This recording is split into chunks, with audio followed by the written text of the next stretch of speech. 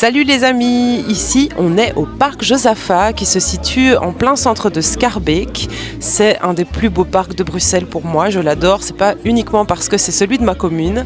Je vous invite vraiment chaleureusement à venir le découvrir, il est très très beau et en plus il y a plusieurs petits endroits où on peut prendre un verre en pleine nature. Alors pourquoi j'ai choisi ce lieu? Tout simplement parce qu'aujourd'hui on va parler des taureaux.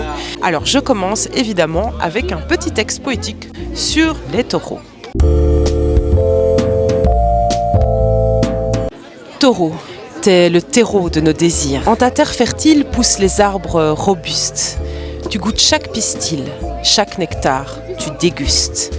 Doucement et sûrement, tu crées ton jardin des plaisirs.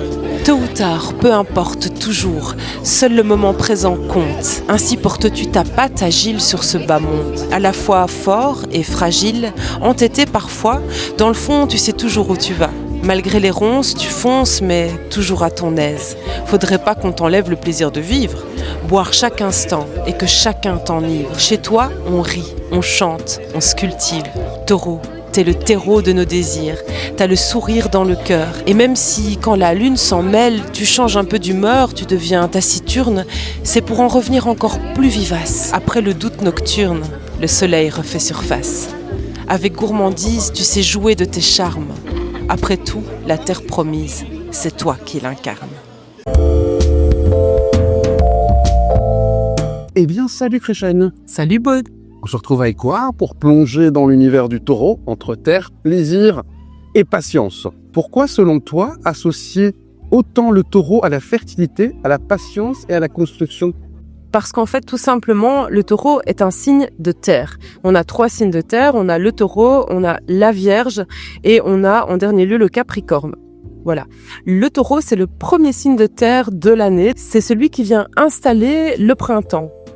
Avant ça, on avait le bélier qui venait faire renaître un petit peu la nature qui était à l'arrêt pendant l'hiver.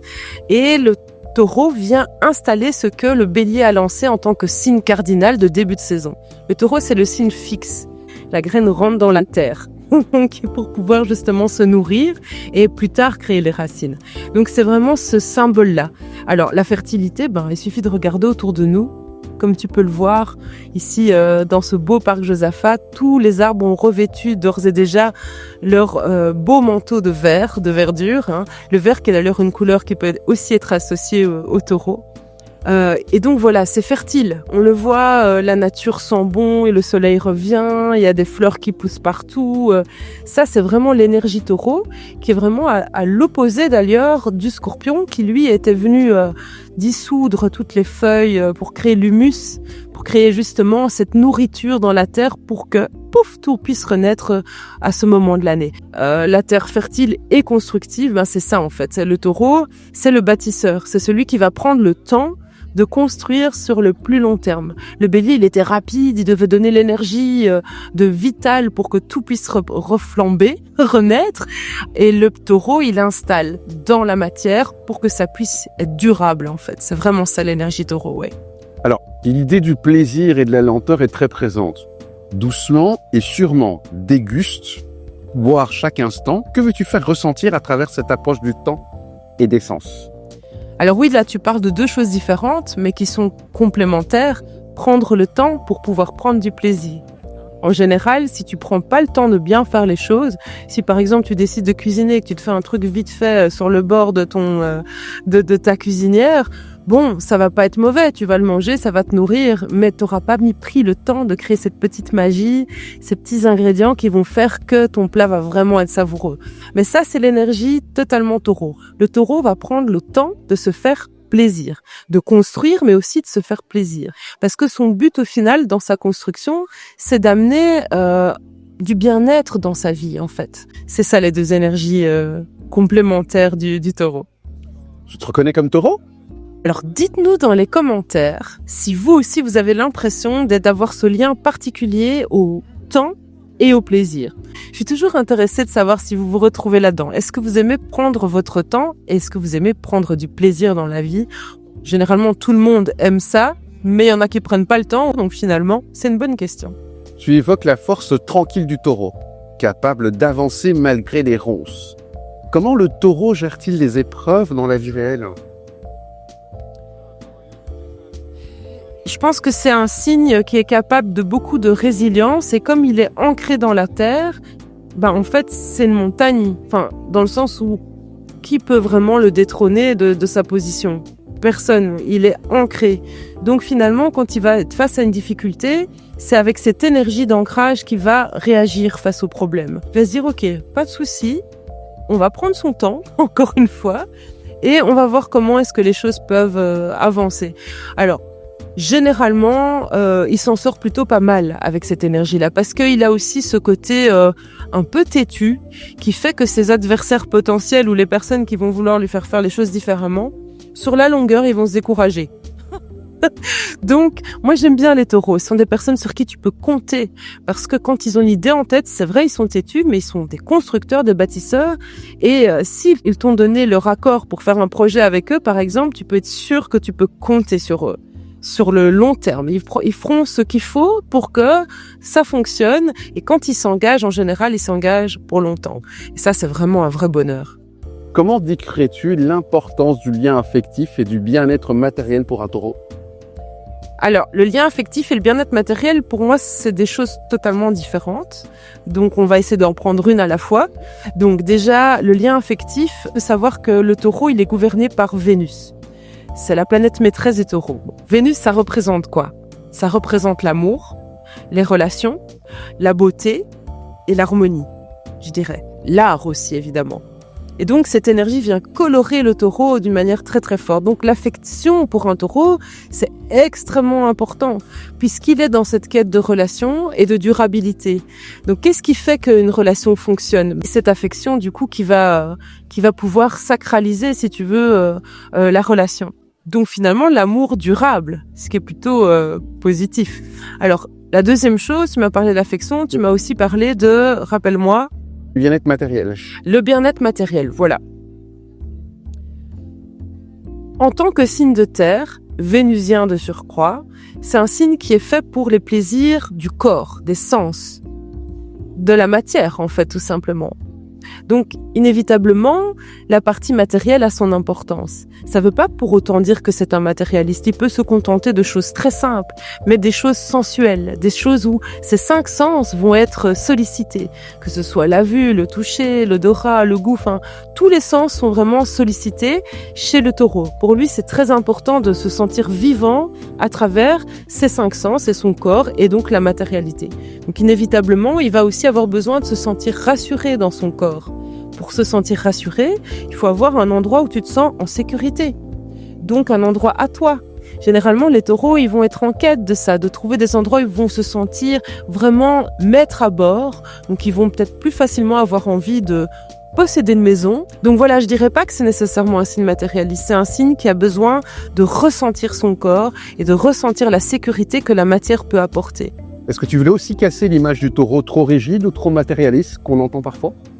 Oui, mais justement, c'est une bonne question parce que moi, j'en connais plusieurs. C'est vrai qu'ils aiment se sentir bien et quand ils vont au resto, ils vont pas commencer à trop calculer. C'est un signe qui a besoin de profiter de la vie, quoi, et de prendre son temps et de se faire plaisir. Moi, je trouve pas que ça s'appelle être matérialiste. Être matérialiste, c'est quelqu'un qui mise tout là-dessus. Le taureau, c'est pas qu'il mise tout sur la matière, c'est qu'il l'utilise pour son bien-être physique et relationnel.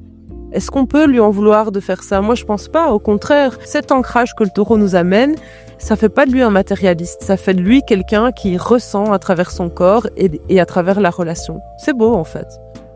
À travers ce texte, quelle qualité essentielle du taureau voulais-tu absolument transmettre? Mais je pense que ce rapport au temps et au fait de se faire du bien, et de prendre des pauses aussi dans la vie. Moi, le morceau que j'ai écrit, je me pose, c'est vraiment le morceau du taureau, tu vois, par exemple. Parce que c'est ce truc de se dire, ok, prendre le temps aussi de regarder qui on est, le parcours qu'on a accompli et de regarder ce qu'on a encore à accomplir, de ce qu'on a encore envie de faire. Le taureau fait ça très bien. Il est très, très posé par rapport à son rapport au temps. Alors que les autres signes, parfois, ils ont plus de difficultés. Donc, je trouve que le taureau a beaucoup de choses à nous apprendre à ce niveau-là. Moi, je m'en inspire souvent. Quand j'ai besoin de me calmer un petit peu dans mon hyperactivité, j'appelle un ami taureau qui va me dire « Allez, viens, on va aller se prendre un bon petit apéro, un bon petit repas, dans un bel endroit, et on va discuter création, créativité, on va se faire du bien, on va se faire plaisir. » Ça fait un bien fou, quoi. Et en plus, la vie le réussit parce que comme ils sont patients et têtus, ils arrivent toujours à créer ce qu'ils ont envie. Ils atteignent leurs objectifs. Alors, ça prendra peut-être du temps, mais tu peux être sûr que ça arrivera. Et en général, même si ça prend du temps, ils vont pas s'empêcher d'avoir des moments de plaisir. Tu vois, si on fait le lien avec le Capricorne, qui lui est un travailleur assidu, qui va prendre 80% de son temps pour bosser et 20% pour se poser un peu, le Taureau va peut-être prendre 80% pour se poser, se faire du bien, et 20% pour bosser. Mais quand il va bosser, il va tout donner, et ça va réussir, et il va quand même profiter de la vie en le faisant. Voilà, tu vois, on n'a pas le choix là. T'as vu comment il fait beau, on n'allait pas rester enfermé chez nous à bosser sur notre ordi, c'était ridicule. Tu vois, voilà. Ça, c'est l'énergie taureau et c'est ça que je voulais transmettre dans le texte que j'ai écrit, ouais. Quelles sont les différences entre les 3 décans du taureau? Écoute, le premier décan, il va être coloré toujours par Vénus, mais doublement par Vénus, puisque dans le système des triplicités, on commence justement avec le taureau. Donc on a les 3 signes de terre, le premier c'est le taureau, donc Vénus. La deuxième couleur, elle va être mercurienne. Ça veut dire qu'on va avoir des Vénusiens mercuriens d'une certaine manière. Donc, je vais te dire des esthètes, mais assez analytiques, pragmatiques avec Mercure. Donc, on va avoir des artistes d'une certaine manière, mais avec les pieds sur terre, tu vois, avec ce côté mercurien. Alors, dans le deuxième décan, là, on a toujours Mercure qui est en ligne de compte puisque on arrive à la Vierge, et donc la planète maîtresse des Vierges, c'est justement Mercure. Et si on en revient au premier système, on a la Lune, l'énergie de la Lune. Donc, on va avoir des rêveurs, toujours aussi pragmatiques. Donc, ils vont rester artistes, mais ils vont avoir un côté plus yin, plus féminin, plus intériorisé peut-être, tu vois. Avoir peut-être moins facilement aller vers l'extérieur, vers les gens, que les autres, peut-être. Peut-être. Dites-nous dans les commentaires si vous vous retrouvez là-dedans, parce que après, quand on mélange les deux systèmes, à voir quel est le meilleur système des deux. Moi, je suis toujours curieuse de savoir comment vous envisagez les choses.